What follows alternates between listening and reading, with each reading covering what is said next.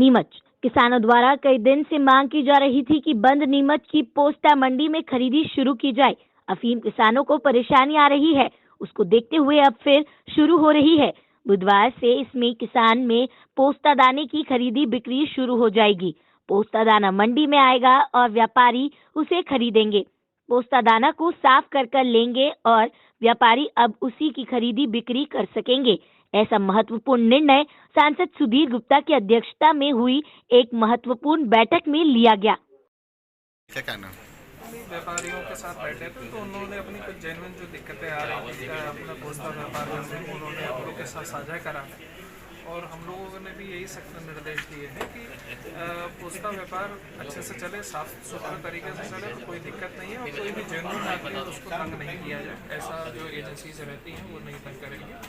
और जो किसान भी अपना माल लेकर आता है वो भी छान कर लेकर आए, जिससे उनके पास भी वो धूलापाली निकलने की कोई दिक्कत ना है। तो उस पर बात पे सब लोगों की सहमति बनी है और बुधवार से मंडी चालू है। क्या ये व्यापारी लोग धूलापाली डिस्ट्रॉय करेंगे? क्या स्थिति बनेगी वहाँ? नहीं, लेकिन धूलापाली का तो अभी जैसे आप लोग बैठे भी थे तो हो रही थी, कोई बहुत ऐसा कोई बहुत बड़ा कंटेंट नहीं है। और 250-300 ग्राम निकल के उसको पहले किसान ही साफ कर लेगा और उसके बाद भी मामूली से जो बचेगा तो उसको वहीं पर डिस्ट्रॉय करके खत्म कर देगा। मेरे पास किसान भाइयों के समाचार आ रहे थे, कॉल आ रहे थे और इसीलिए मैंने आज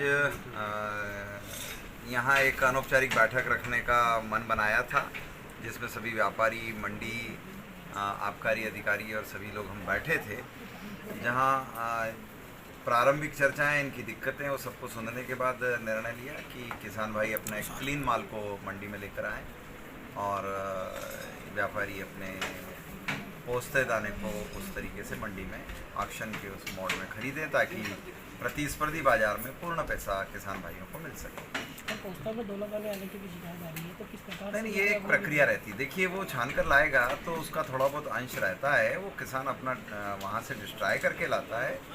और अगर कहीं थोड़ा बहुत अगर उसमें रहता है तो छलनी के दौरान में उसे डिस्ट्रॉय कर लेना चाहिए।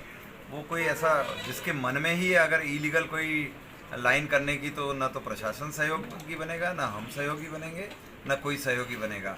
मगर इस प्रक्रिया को उलझाकर किसान भाइयों से पोस्ता दाना ही ना खरीदो, ये तो बिल्कुल गलत है और इसलिए हम उसके पक्ष में नहीं हैं।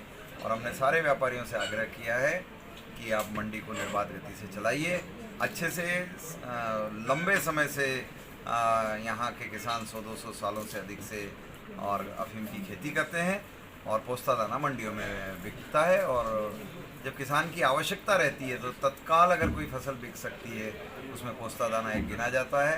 और जब मंडियां बंद थी तो बड़े समय से सब कष्टों में थे और मैं तो ईश्वर से यही कामना करूंगा, क्योंकि मैंने सबसे हाथ जोड़कर रिक्वेस्ट कर लिया है कि मंडियों को आप निर्बाध रूप से चलाइए।